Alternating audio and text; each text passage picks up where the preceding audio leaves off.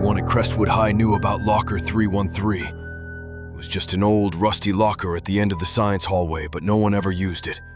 They said 10 years ago, a girl named Emily had kept her books in that locker. She was quiet, kept to herself, and always wore a blue hair ribbon.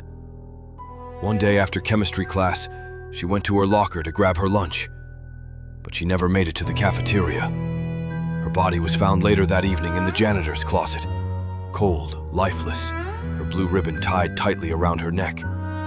Since then, students claimed to hear whispers coming from Locker 313 when the hallway was empty. Last month, a junior named Chris didn't believe the rumors.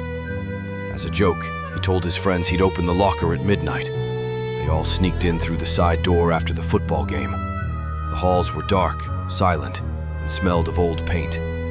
Chris walked up to Locker 313 and said loudly, "Hey Emily, you here? Come out and say hi."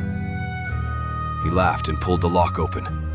Inside was just a dusty shelf and a broken mirror.